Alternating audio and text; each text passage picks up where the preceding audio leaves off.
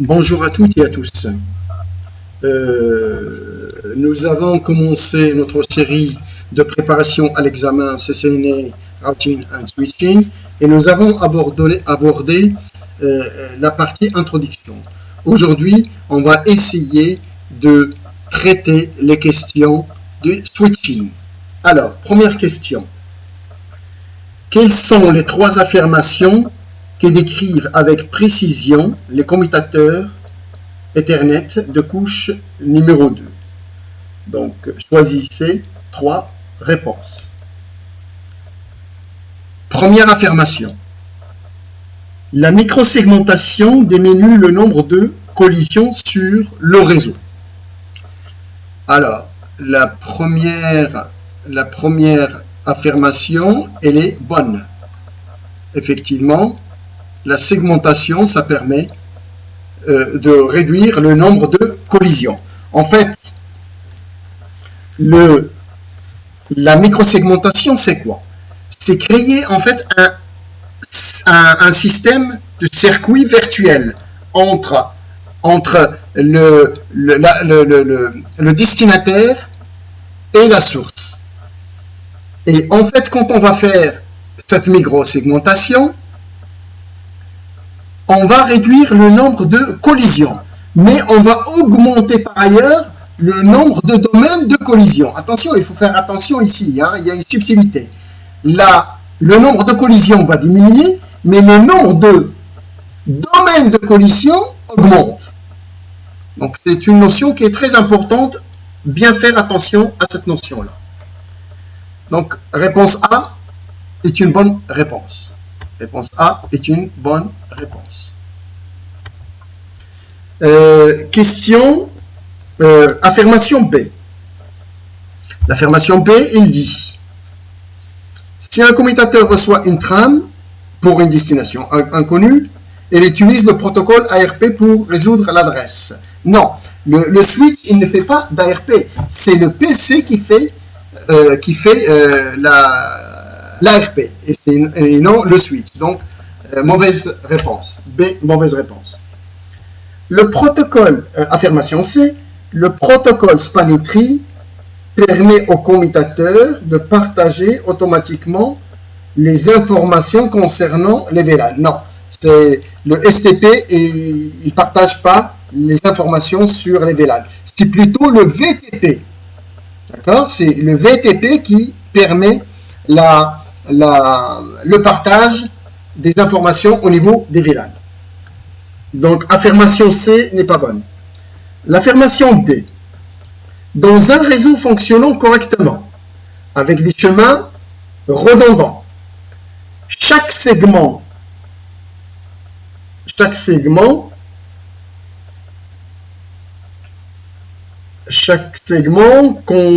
contient un port racine.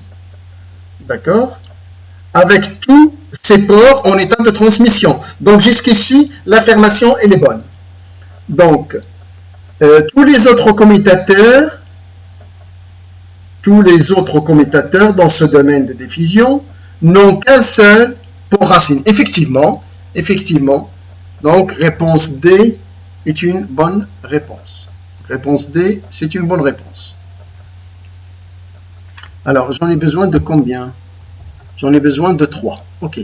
Donc, il me reste encore l'affirmation E et l'affirmation F. Alors, la création de VLAN, hein, affirmation F, création de VLAN augmente le nombre de domaines de broadcast. Effectivement, on a dit que, au niveau du cours, on a dit que le nombre, chaque port sur un switch, chaque port d'un switch est un domaine de collision. Et au niveau des VLAN, chaque VLAN est un domaine de broadcast. Et on dit aussi que chaque port d'un routeur est un domaine de broadcast. Donc, ces questions-là sont récurrentes. Donc, chaque port d'un VLAN est un domaine, chaque VLAN est un domaine de broadcast. Chaque port sur un routeur est un domaine de broadcast. Donc, l'affirmation E est une bonne affirmation. L'affirmation F, on va voir hein, pourquoi il n'est pas bonne. Les commutateurs configurés avec des réseaux locaux virtuels prennent les décisions de transmission basées sur la couche 2 et la couche 3. Non, un switch, il ne comprend pas ce que c'est que la couche numéro 2, donc mauvaise affirmation. Question numéro 2. Alors, que dit la question numéro 2? Quel est le commutateur pont racine et pourquoi? Bon, regardons. Switch A, priorité 32. Switch B, priorité 32769. Donc, pour le moment, c'est le A qui a la petite priorité. Le C, il a une priorité égale à 1 et c'est la plus petite. Donc, effectivement, c'est le switch C qui sera un switch racine. Un switch racine grâce à sa priorité la plus basse. La priorité la plus basse, c'est la question numéro, l'affirmation numéro E. Donc, l'affirmation numéro E correspond à notre réponse. Question numéro 3. Quelle valeur utilisé pour déterminer le port qui devient un port racine sur chaque commutateur non racine. D'accord. Donc, quand on utilise le spanning tree, au moment des élections, donc le port racine, c'est le port qui est le chemin le plus rapide, pas le plus rapide, qui est le chemin le plus bas, en fait. D'accord? Le chemin le plus bas. Donc, parmi ces réponses, alors, le A, numéro de priorité, non. L'adresse MAC du port le plus bas, non, c'est pas l'adresse MAC le plus... D'accord. L'adresse MAC, ça peut être lorsque j'ai le même coût, en fait. Lorsque j'ai le même coût, ça peut être intéressante, la question B. Mais, comme la question C, il me dit d'abord le coût du chemin, effectivement, il faut prendre en compte d'abord le chemin, le coût du chemin. Effectivement, donc c'est la réponse C par rapport à la question B. Donc c'est la réponse C qui prime. Question 4. Le commutateur 1 doit envoyer les données à un hôte avec une adresse MAC. Comment le commutateur 1 fait avec les données? Alors, affirmation A. Le commutateur ignorera les données parce qu'il ne possède pas d'entrée pour cette adresse MAC. Non, il ne va pas ignorer. Donc, ce n'est pas une bonne réponse. Affirmation B. Le commutateur 1 transmet les données à sa passerelle par défaut. Non, il ne va pas passer la passerelle par défaut. Pas tout de suite. Le commutateur 1 sortira ses données depuis tous ses ports, excepté le port par lequel est arrivée cette trame. Effectivement. Donc, c'est l'affirmation C, elle est bonne. L'affirmation D. Le commutateur 1, on verra une requête ARP. Nous avons dit dans une question précédente que ce n'est pas le commutateur qui fait l'ARP. Hein? Donc, la question D n'est pas bonne. Et donc, il ne reste que la question C, en fait, où il va y avoir le commutateur, il va faire ce qu'on appelle un flood, une inondation sur tous les ports, sauf sur celui par lequel est arrivée cette trame. Donc, réponse C est la bonne réponse. Question 5. Alors, que faut-il faire pour empêcher la formation question 5, non, c'est ça. Que faut-il faire pour empêcher la formation d'une boucle au niveau de la couche numéro 2? Bah, très simple, hein, c'est d'utiliser les protocoles STP, RSTP ou du genre. D'accord, donc le 802.1.d, oui, c'est le STP. Et là, c'est pareil. Hein. Là, c'est pareil. C'est le STP. D'accord. Et le .1q, c'est exactement les mêmes. Hein. L'un, on met le nom et l'autre, on met le code.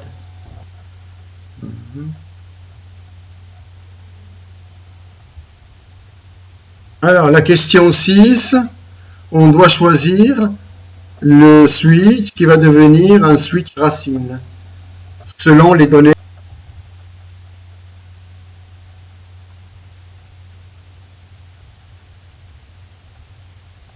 Alors, question 7.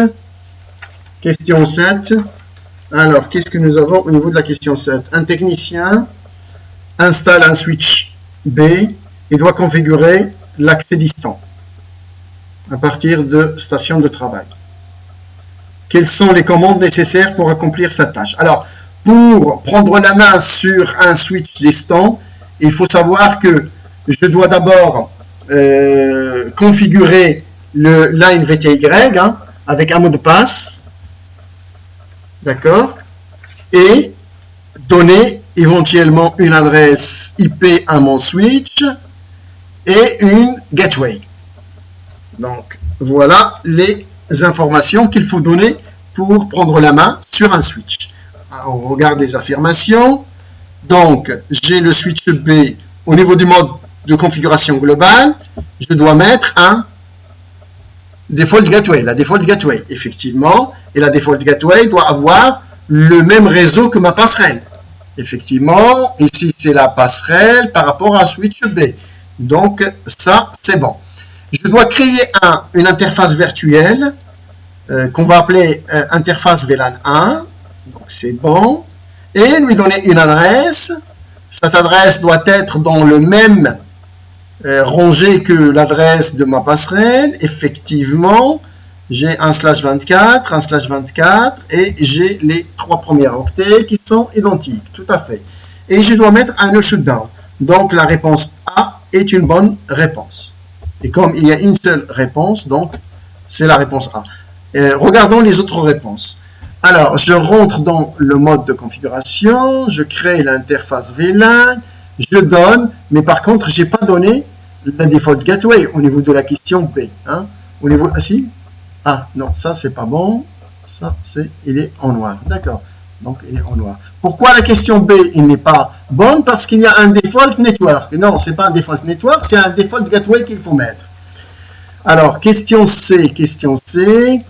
Donc, je rentre dans l'interface VLAN, je lui donne une adresse IP et je saisis la gateway au niveau de l'interface. Non, la gateway, elle est saisie au niveau du mode global parce que la gateway, elle est pour tous les VLAN et non seulement le VLAN 1. Hein. Donc là, non, c'est dérangeant d'avoir une gateway sur l'interface du VLAN. Non, la question C n'est pas bonne.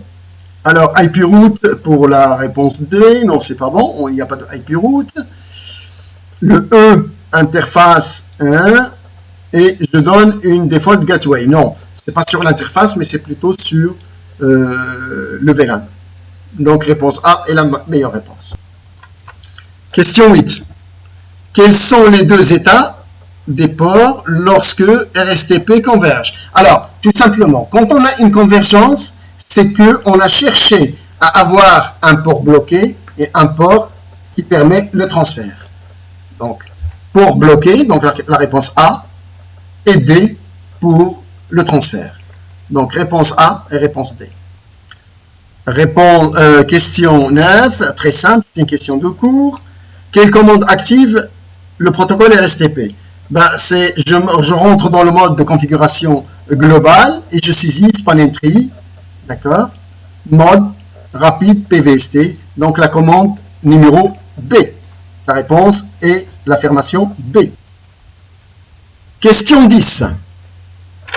Alors, la question 10, que dit le contenu de la sortie illustrée?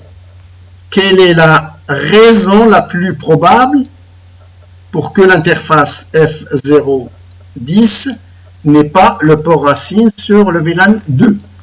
Donc, effectivement, donc ici, on va utiliser le RSTP. Et pourquoi l'interface F010 n'est pas un port racine? Alors, affirmation A, le commutateur a plus d'une interface connectée au segment. Non, on peut avoir plusieurs interfaces connectées sur le segment du VLAN numéro 2. Ce commutateur exécute le protocole RSTP alors que les élus commutateurs désignés est en cours du spanning tree. Non, rien à voir, même si on a le spanning tree avec le RSTP, il n'y a aucun souci pour ça. L'affirmation C, ce commutateur a un coût de chemin plus élevé vers le switch racine que les autres switches de la topologie. Effectivement, il peut y avoir cette affirmation-là. C'est-à-dire que j'ai un coût à partir de cette interface-là vers mon switch racine que par rapport à d'autres switches qui sont dans la topologie. La réponse C est une bonne réponse. Problème de coût.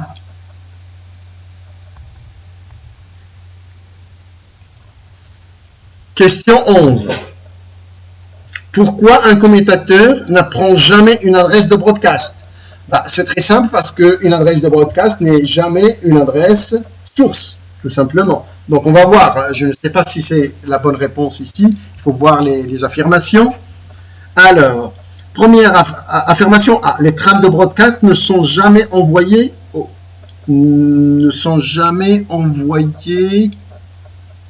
non, c'est pas la bonne réponse.